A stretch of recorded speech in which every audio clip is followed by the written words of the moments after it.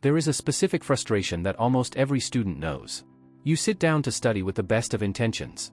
You organize the material, open the content, decide that now it's time. In the first few minutes, it even works. But shortly after, the mind starts to wander. Random thoughts arise. Attention wanes. The body becomes restless. And studying for hours starts to seem impossible. Most people believe this happens because they don't have enough focus or because studying for long periods simply isn't natural. But this explanation is incomplete. The problem is not studying for hours. The problem is trying to maintain focus in a brain that wasn't prepared for it. The human brain doesn't lose focus for no reason. It loses focus when it enters a state of overload, unpredictability, or poorly distributed effort.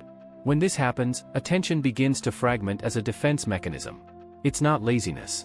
It's self-protection. Meanwhile, there are people who can study for long periods with clarity, consistency, and without extreme fatigue. They are not different. They just know how to guide the brain into a specific state of prolonged focus. A state that does not depend on constant motivation or heroic willpower. In this video, you will understand how to force your brain to study for hours without losing focus. Not with superficial tricks, but with clear adjustments in the environment, rhythm, and mental chemistry that keep attention stable over time. If studying for long periods without getting distracted is something you want to master, subscribe to the channel now. Here, the focus is on deep productivity, study psychology, and scientific methods for real mental control. Studying for hours is not torture. When done the right way, it is a trainable state. And when you learn to access it, everything changes. To understand why maintaining focus for hours seems so difficult, it is necessary to observe how the brain reacts to prolonged study. Most people try to study in the wrong mental state. They enter already tired, without a clear goal, and surrounded by stimuli. The brain interprets this as imminent overload and starts conserving energy as quickly as possible. The focus drops not because you are incapable, but because the system has entered defense mode. The brain does not maintain continuous attention when it does not see predictability. If it doesn't know how long that will last or what the goal is, it goes on alert. And a brain on alert does not delve deeper. It fragments. Each thought becomes a possible escape. Each distraction seems more attractive than the content. Another common mistake is trying to maintain maximum intensity from start to finish. This causes quick fatigue. Deep focus is not linear. It works in waves. Ignoring this natural rhythm causes the mind to collapse before its time. Moreover, studying without strategic breaks creates cognitive saturation. The information starts to blend, comprehension drops, and effort stops generating real learning. At this point, insisting only reinforces the aversion to studying. Meanwhile, those who can study for hours are not doing anything extraordinary. It simply prepares the brain for a specific state of prolonged attention, removes threats, creates predictability, and respects the mental pace. Before talking about advanced techniques, it is necessary to correct this foundation. In the next step, we will show what the first concrete change is that allows maintaining focus for long periods without entering exhaustion. The first real change that allows you to study for hours without losing focus is not in willpower, but in the way you signal safety and predictability to the brain. The brain only accepts remaining in prolonged effort when it understands that it is controlled. Without control, it tries to escape. The most common mistake is sitting down to study without clearly defining what will happen. How long it will last, what exactly will be studied, and when it will end. For the brain, this seems like an open threat. He doesn't know when the effort ends and starts looking for exits from the beginning. When you set a study block with a clear beginning, middle, and end, something changes. The brain understands that effort is temporary. This reduces anxiety and allows attention to stabilize. Studying stops being an indefinite marathon and becomes a sequence of manageable blocks. Another crucial point is to eliminate decisions during study time. Each small choice drains mental energy. Choosing what to study, which material to use, or what part comes next consumes focus that should be used for learning. All of this needs to be defined before starting. This level of preparation may seem excessive, but it is precisely what allows you to maintain attention for long periods. You are not forcing yourself to focus. You are creating conditions for focus to happen almost automatically. When the brain perceives predictability, it reduces the state of alertness and releases resources for deep concentration. This is how people manage to study for hours without feeling like they are fighting against their own mind. After the brain understands that effort has clear limits, the next factor that sustains focus for hours is the rhythm. Most people try to study at a constant intensity, as if it were possible to maintain the same level of attention from start to finish. That doesn't work. The brain does not operate in a straight line. It operates in cycles of activation and recovery. When you ignore this natural rhythm, attention starts to drop quickly. Not because you are weak, but because the brain reaches saturation. The information stops being processed deeply and studying becomes just a physical presence in front of the material. Studying for hours requires respecting focus waves. Periods of deep concentration followed by short and mindful breaks. These breaks are not a waste of time. They are part of the process. It is during these intervals that the brain consolidates what it has just learned and prepares for the next cycle. The common mistake is using the break as an escape. Check social media, consume intense stimuli, completely disperse. This breaks the mental cycle and makes it much harder to regain focus. The efficient break is simple, brief, and neutral. Stand up, breathe, stretch, drink water. When you use the right rhythm, something changes. Focus ceases to be something that quickly wears out and becomes something that renews itself. Each new block starts with less resistance than the previous one. That's how studying for hours becomes possible. Not forcing continuous attention, but alternating effort and recovery strategically. After the correct rhythm is adjusted, the next element that allows you to study for hours without losing focus is brain chemistry. The most common mistake is trying to maintain concentration using pressure, fear of failure, or constant urgency. This does generate short-term focus, but it quickly consumes mental energy and leads to burnout. Prolonged focus depends on a specific balance between alertness and interest. When the brain is bored, attention drops. When it is overloaded, it goes into defense mode. Maintaining this balance requires clear goals and visible progress. Each study block needs to have a specific and achievable goal. Not study everything, but understand something concrete. When the brain perceives progress, even small, dopamine is released. This substance is not just pleasure. It is a sign of continuity. She tells the brain that it's worth staying. Without clear progress, focus begins to dissolve. Another important point is to eliminate immediate rewards during study. Checking messages, changing music, switching tasks. Each small reward breaks the chemical cycle and forces the brain to restart focus from scratch. The result is quick fatigue and low retention. The reward needs to come after the block, not during. A conscious pause, a light physical movement, a few minutes of rest. This teaches the brain that prolonged focus leads to relief in the end, not continuous suffering. If this content makes sense to you, take the opportunity to like the video. This helps the channel grow and reinforces that this type of scientific approach really works. The biggest saboteur for those trying to study for hours is not the difficult content, nor the lack of intelligence. It's the moment when the mind starts to become restless and the person interprets it as a sign that they need to stop. This initial discomfort is inevitable whenever the brain undergoes prolonged effort, and the mistake is in fleeing from it. In the first few minutes of each deeper block, the brain tests if there is still an escape route. Random thoughts arise, the urge to get up appears, attention wavers.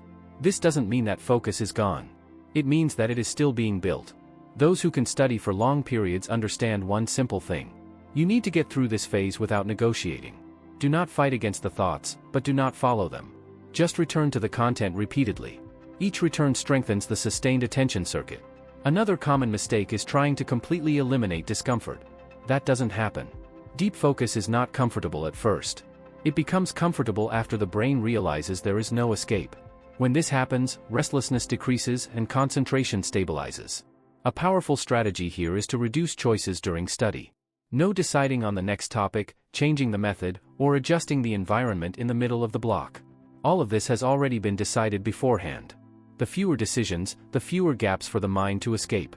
When you learn to stay even with discomfort, something changes. Studying for hours stops being a test of endurance and becomes a controllable state. There are some silent mistakes that make people lose focus even when they are trying to study the right way. The first one is confusing physical presence with real attention. Sitting with the material open does not mean the brain is engaged.